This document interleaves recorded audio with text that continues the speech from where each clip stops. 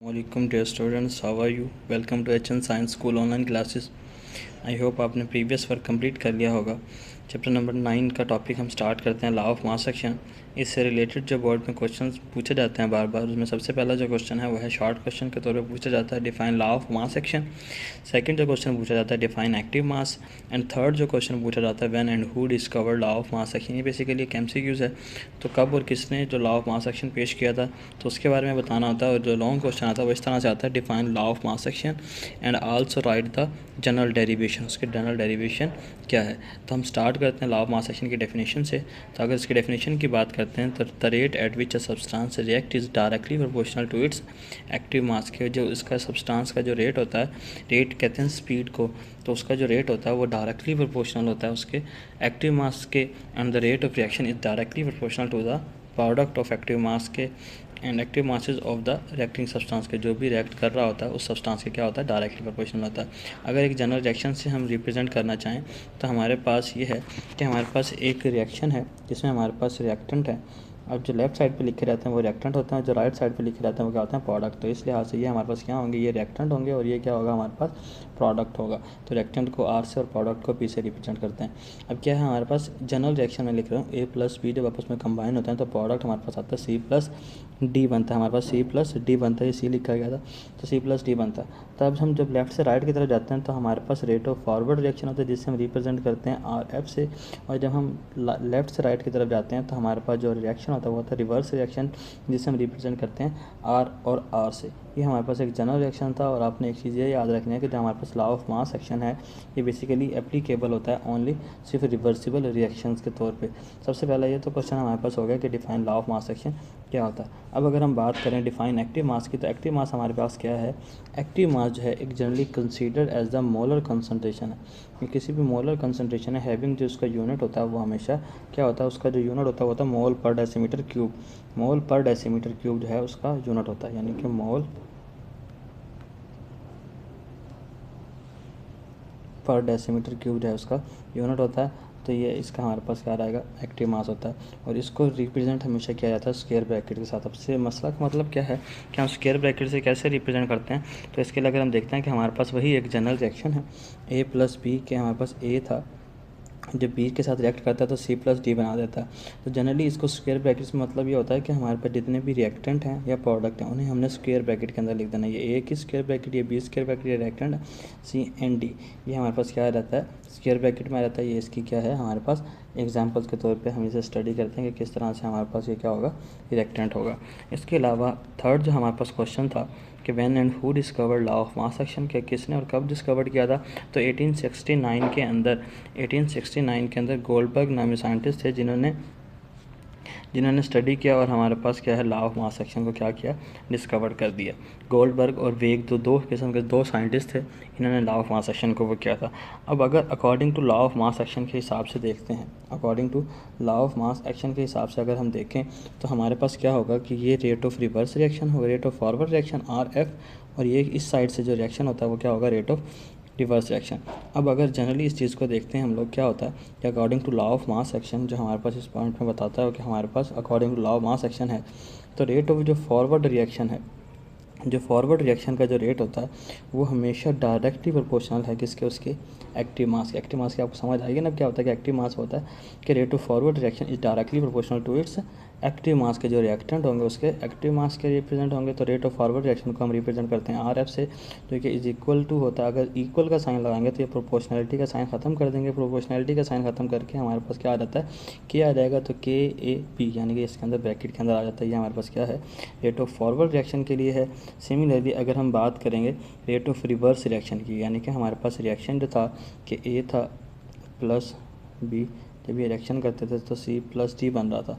तो अगर हमारे पास ये रिएक्शन इस तरफ मूव करता है तो ये हमारे पास क्या है, फॉरवर्ड रिएक्शन है। जब रिएक्शन इस तरफ मूव करेगा तो क्या होगा, वो रिवर्स रिएक्शन है। तो अगर हम रिवर्स रिएक्शन की बात करते हैं तो रेट ऑफ रिवर्स रिएक्शन जो है हमारे पास क्या है, रिवर्स जो रिएक्शन है वो डायरेक्टली प्रोपोर्शनल है किसके, प्रोडक्ट के, यानी कि उसके प्रोडक्ट और सब्सटेंस के। जो सब्सटेंस का प्रोडक्ट मिला वो भी उसके एक्टिव मास के डायरेक्टली प्रोपोर्शनल है। तो CD को भी उसके स्क्वायर ब्रैकेट के अंदर लिख देंगे। और हम ये देखते हैं कि जो रेट ऑफ रिवर्स रिएक्शन है उसको RR से रिप्रेजेंट किया जाता है। सिमिलरली इसका प्रोपोर्शनलिटी का साइन हटाएंगे तो उसकी जगह हम क्या लिख देते हैं, K लिख देते हैं। तो हमारे पास ये क्या रहता है, दो इक्वेशन इक्वेशंस बन जाती हैं कि R F is equal to K A B, और आर आर जो होता है हमारे पास किसके इक्वल हो जाता है, सी और डी के। अगर हम इक्विलिब्रियम स्टेट की बात करें कि हमारे पास अगर इक्विलिब्रियम स्टेट की हम बात करते हैं तो हम ये जानते हैं कि फॉरवर्ड रिएक्शन और रिवर्स रिएक्शन इक्विलिब्रियम तभी होता है जब हमारे पास रेट ऑफ फॉरवर्ड रिएक्शन और रेट ऑफ रिवर्स रिएक्शन क्या आ जाए, इक्वल आ जाए। तो हमने रेट ऑफ फॉरवर्ड रिएक्शन को आर एफ से रिप्रेजेंट किया है और रेट ऑफ आर और रिवर्स रिएक्शन को आर आर से रिप्रेजेंट किया। तो हमने अब क्या करना था कि इनकी वैल्यूज़ को हम क्या करते हैं, पुट कर देते हैं। इनकी वैल्यूज़ को पुट कैसे करेंगे कि हमारे पास जो आर एफ की जो वैल्यू थी जो हमने पीछे निकाली थी वो क्या थी कि हमारे पास जो आर एफ की वैल्यू थी वो के फॉरवर्ड रिएक्शन ए बी और के रिवर्स रिएक्शन सी डी। अब अगर हम इन्हें रीअरेंज करते हैं, रीअरेंज के नतीजे में क्या होगा कि हमारे पास जो वैल्यू है कि हमारे पास कोफिशिएंट एक तरफ आ जाएंगे और जो रिएक्टेंट या प्रोडक्ट जो है हमारे पास वो सिमिलरली आ जाएगा कि यानी कि वो दूसरी तरफ आ जाएगा। तो हमने इसके अंदर एक चीज़ याद रखनी है कि हमारे पास जो इक्वेशन है इसका जो ऊपर वाला है वो हमारे पास प्रोडक्ट है, जो नीचे वाला वो हमारे पास क्या है, रिएक्टेंट है। तो जब हम इसे इस तरह से लिखते हैं तो हमारे पास क्या आ जाती है, एक वैल्यूज़ आ जाती हैं। उसके बाद हम ये जानते हैं according to law of mass action के हिसाब से ही कि जो हमारे पास के ऑफ फॉरवर्ड और के ऑफ रिवर्स रिएक्शन है, के फॉरवर्ड और के रिवर्स रिएक्शन का जो कांस्टेंट होता है वो इक्वल होता है किसके, के सी के। के सी एक इलेक्ट्रॉन एक कांस्टेंट है हमारे पास जो कि लॉ ऑफ मास एक्शन में इस्तेमाल किया जाता है। उसमें क्या होता है कि हम इस के एफ और के आर की जगह के एफ ओवर के आर की जगह के सी लिख देते हैं तो हमारे पास एक फाइनल वैल्यू आ जाती है जिसे हम कहते हैं कि हमारे पास लॉ ऑफ मास एक्शन जो है हमने उसकी वैल्यूज़ निकाल ली हैं। तो इसमें यही होता है कि हमारे पास अगर हम लॉ ऑफ मास एक्शन की बात करते हैं तो ये हमारे पास क्या है, प्रोडक्ट है और नीचे क्या आ जाता है, रिएक्टेंट आ जाता है। और अगर इसकी अब जनरल डेरिवेशन की हम बात करते हैं, जनरल डेरिवेशन की अगर हम बात करें तो जनरल डेरिवेशन में क्या आ जाएगा, drive derivation of the expression of equilibrium constant. किसी भी एक रिएक्शन से अगर हम इसे ड्राइव करने की कोशिश करते हैं तो हमारे पास एक रिएक्शन है जो इसमें दिखाया गया है कि हमारे पास कोई भी कैपिटल ए और स्मॉल ए, कैपिटल बी स्मॉल बी, जब ये दोनों रिएक्टेंट आपस में रिएक्ट करते हैं तो ये रेट ऑफ फॉरवर्ड रिएक्शन अगर मूव करता है तो क्या होगा, प्रोडक्ट कैपिटल सी और स्मॉल सी, कैपिटल डी और स्मॉल डी आ जाएगा, यहाँ पास क्या होगा, प्रोडक्ट। लेकिन सिमिलरली क्या होगा कि हमारे पास वापस ये रिवर्स रिएक्शन में मूव करेगा और ये वापस रिएक्टेंट में कन्वर्ट हो जाएगा। तो ये हमारे पास क्या होता है, एक जनरल रिएक्शन है, इसको हमने लॉ ऑफ मास एक्शन से क्या करना है, प्रूव करना है। और लॉ ऑफ मास एक्शन में प्रूव करने के लिए हम अगर देखते हैं तो हमारे पास सिमिलरली हम वैसे ही करेंगे। और अगर हम इसको क्या करेंगे, एक्टिव मास में लेकर आना चाहते हैं तो एक्टिव मास में कैसे लिखेंगे कि हमारे पास एक चीज़ आप याद रखेंगे कि जब भी किसी भी उसके साथ डिजिट के साथ कोई वैल्यू होती है, एक वैल्यू होती है हमारे पास, कोई भी एटम जो सिंबल होता है वो इस तरह से होता है। जैसे फॉर एग्जांपल हाइड्रोजन की बात करते हैं H2, या सिमिलरली कहीं आपको नज़र आता है 2H2। अगर हमारे पास कोई भी सिंबल अगर इस तरह से आ जाता है H2 तो वो रिप्रेजेंट किया जाता है जनरली H2 के फॉर्म में। लेकिन अगर सिंबल हमारे पास होगा इस तरह में, यानी कि उसके साथ 2 डिजिट भी होगा, तो फिर उसके लिए हम इस तरह से लिखते हैं कि H2 तो वैसे आ जाता है लेकिन उसके साथ जो डिजिट दिया हुआ था, जो अलग से डिजिट दिया होगा वो क्या आ जाएगा, उसकी पावर में बन जाएगा। तो सिमिलरली हमने ये देखना है कि हमारे पास ये किस तरह से होगा।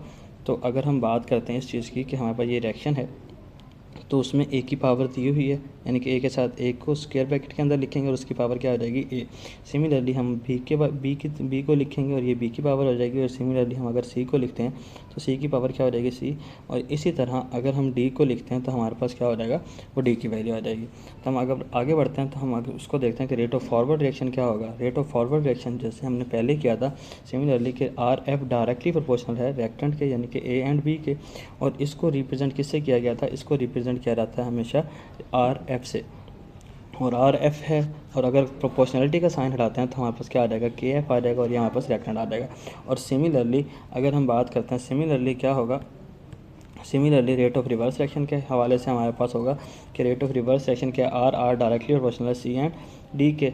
और ये आर जो है वो इज़ इक्वल टू है प्रोपोर्शनलिटी का जब साइन हटाते हैं हम लोग, जब हम प्रोपोर्शनलिटी का साइन हटाएंगे तो हमारे पास के आर लगाएंगे और ये सी डी हमारे पास क्या आ जाएगी, उसकी वैल्यूज़ आ जाती हैं। अब वही सिमिलरली हमने वो करना है कि such as R F rate of forward direction जो है हमारे पास इज़ इक्वल टू है rate of forward reaction is equal to rate of reverse reaction. अगर हम इनकी वैल्यूज़ पुट करते हैं, इनकी वैल्यूज़ जो है अगर हम पुट करते हैं, पुट करने से क्या होगा, putting the value of R F, तो के एफ की जो वैल्यू है वो क्या है, ए की पावर, बी की पावर बी, के आर, सी की पावर सी स्मॉल सी और डी की पावर स्मॉल डी।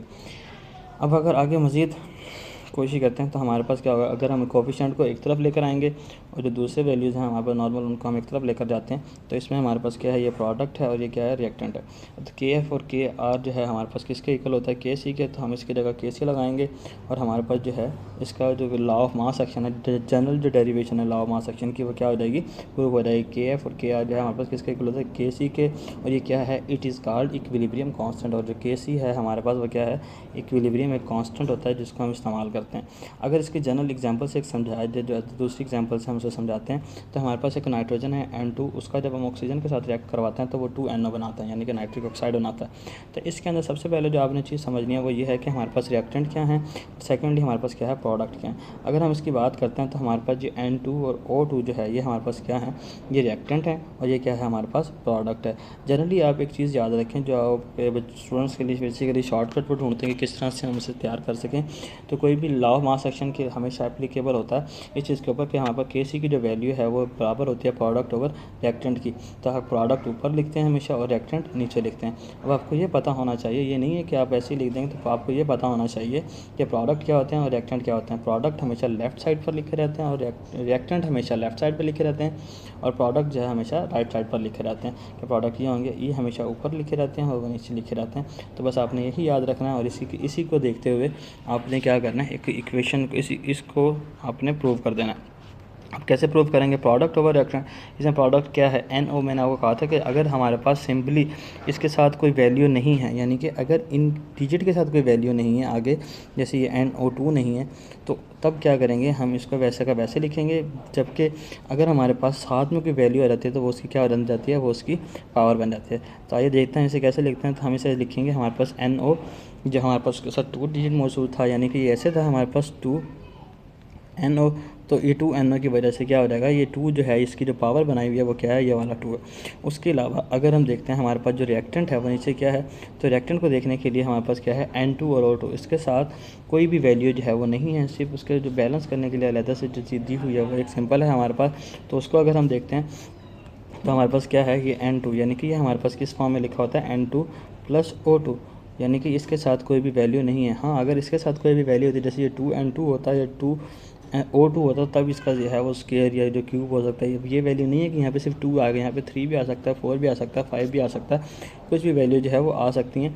तो आप उसे जो है वैसे ही लिखते हैं और ये हमारे पास क्या है, प्रूव हो जाता है एक जनरल एग्जाम्पल से भी कि हमारे पास जो लॉ ऑफ मास एक्शन है वो इस तरह से क्या हो जाएगा, प्रूव हो जाएगा। आई होप सो आप सबको क्लियर हो गया होगा। अपना ढेर सारा ख्याल रखिएगा। Stay at home, stay safe. अल्लाह हाफिज़।